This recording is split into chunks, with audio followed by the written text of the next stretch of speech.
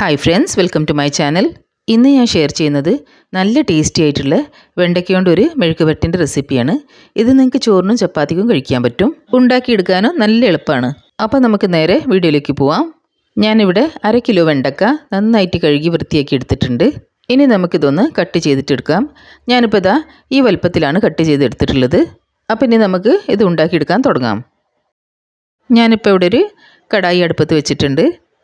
കടായി നന്നായിട്ട് ചൂടായി കഴിയുമ്പോൾ ഇതിലേക്ക് 2 ടീസ്പൂൺ വെളിച്ചെണ്ണ ഒഴിച്ചു കൊടുത്തിട്ടുണ്ട്. ചൂടായ എണ്ണയിലേക്ക് ഞാനിവിടെ 1/2 ടീസ്പൂൺ ജീരകം ഇട്ട് കൊടുത്തിട്ടുണ്ട്. ജീരകം ഒന്ന് പൊട്ടാൻ തുടങ്ങുമ്പോൾ നമുക്കിതിലേക്ക് 1 ടീസ്പൂൺ വെളുത്തുള്ളി ചെറുതായി കട്ട് ചെയ്ത് ചേർത്ത് കൊടുക്കാം. നിങ്ങൾക്ക് വേണമെങ്കിൽ വെളുത്തുള്ളി ചതച്ചിട്ടുകൂടാ. ഇനി നമുക്ക് ഈ വെളുത്തുള്ളി നന്നായിട്ടൊന്ന് ഫ്രൈ ചെയ്തിട്ടെടുക്കാം. ഇപ്പോൾ അതാ വെളുത്തുള്ളി നന്നായിട്ട് മൂത്ത് കിട്ടിയിട്ടുണ്ട്. അപ്പോൾ ഇനി നമുക്കിതിലേക്ക് കട്ട് ചെയ്ത് വെച്ച വെണ്ടയ്ക്ക ചേർത്ത് കൊടുക്കാം. ഇനി നമുക്ക് ഈ വെണ്ടയ്ക്ക നന്നായിട്ടൊന്ന് ഫ്രൈ ചെയ്തിട്ടെടുക്കാം. വെണ്ടയ്ക്കയിലുള്ള ഒരു പശയില്ലേ, അത് നന്നായിട്ട് ഡ്രൈ ആയി കിട്ടുന്നവരെ നമുക്കിതൊന്ന് ഫ്രൈ ചെയ്തിട്ടെടുക്കാം. ഒരു മീഡിയം ഫ്ലെയിമിൽ വെച്ചിട്ട് വേണം നമുക്കിത് ഫ്രൈ ചെയ്തിട്ടെടുക്കാൻ. വെണ്ടയ്ക്ക ഏകദേശം ഫ്രൈ ആയി വരുമ്പോൾ നമുക്കിതിലേക്ക് എരിവിന് വേണ്ടിയിട്ട് പച്ചമുളക് ചേർത്ത് കൊടുക്കാം. ഞാനിവിടെ ഒരു 3 പച്ചമുളകാണ് ചെറുതായി കട്ട് ചെയ്ത് ചേർത്ത് കൊടുത്തിട്ടുള്ളത്.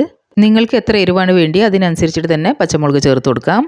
പച്ചമുളക് ഇട്ടതിൻ്റെ ശേഷം നമുക്ക് വീണ്ടും 1 മിനിറ്റ് നേരത്തേക്ക് ഇതൊന്ന് ഫ്രൈ ചെയ്തിട്ടെടുക്കാം. ഇനി നമുക്കിതിലേക്ക് കുറച്ച് മസാലപ്പൊടികൾ ചേർത്ത് കൊടുക്കാം. ഞാനിവിടെ 1/2 ടീസ്പൂൺ മുളക് പൊടി, 1/2 ടീസ്പൂൺ മഞ്ഞൾപ്പൊടിയും 1/2 ടീസ്പൂൺ ഗരം മസാലപ്പൊടിയും ആവശ്യത്തിന് ഉപ്പും ചേർത്ത് കൊടുത്തിട്ട് വീണ്ടും നന്നായിട്ടൊന്ന് ഇളക്കി യോജിപ്പിച്ചെടുക്കുന്നുണ്ട്.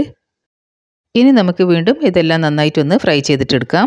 ഈ പൊടികളൊക്കെ ഒന്ന് ചേർത്ത് കൊടുത്തതിൻ്റെ ശേഷം ഇതിൻ്റെയൊക്കെ ഒരു പച്ച ടേസ്റ്റ് മാറി കിട്ടുന്നവരെ നമുക്കിതൊന്ന് ഫ്രൈ ചെയ്തിട്ടെടുക്കാം. മീഡിയം ടു ലോ ഫ്ലെയിമിൽ വെച്ചിട്ട് തന്നെ വേണം നമുക്കിത് ഫ്രൈ ചെയ്തിട്ടെടുക്കാൻ, അല്ലെങ്കിൽ ഈ മസാലപ്പൊടിയൊക്കെ കരിഞ്ഞു പോവും. ഇപ്പോൾ ഇത്രയും നേരം കൊണ്ട് വെണ്ടയ്ക്ക ഏകദേശം നന്നായിട്ട് ഡ്രൈ ആയി വരാൻ തുടങ്ങിയിട്ടുണ്ട്.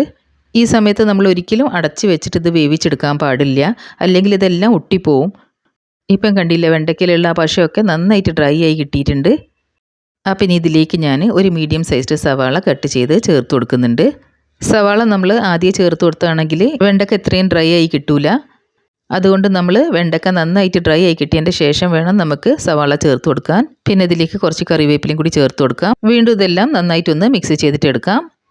ഇനി നമുക്കിത് അടച്ച് വെച്ചിട്ട് ഒരു 5 മിനിറ്റ് നേരത്തേക്ക് ഇത് സവാള ഒന്ന് സോഫ്റ്റായി കിട്ടുന്നവരെ നമുക്കിതൊന്ന് വേവിച്ചെടുക്കാം. ഇടയ്ക്ക് നമുക്ക് ഇതിൻ്റെ മൂടിയൊന്ന് തുറന്നിട്ട് വീണ്ടും ഇതുപോലെ നന്നായിട്ടൊന്ന് മിക്സ് ചെയ്തിട്ടെടുക്കാം.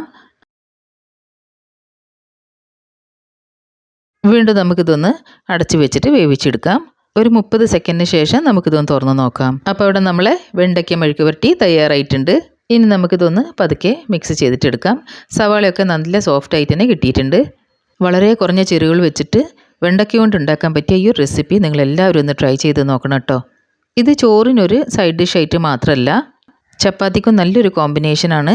അപ്പോൾ ഈ ഒരു റെസിപ്പി എല്ലാവരും ട്രൈ ചെയ്തിട്ട് നിങ്ങളുടെ ഫീഡ്ബാക്സും സജഷൻസും ഒക്കെ എന്നെ കമൻറ്റ് ബോക്സിൽ കൂടി അറിയിക്കണേ.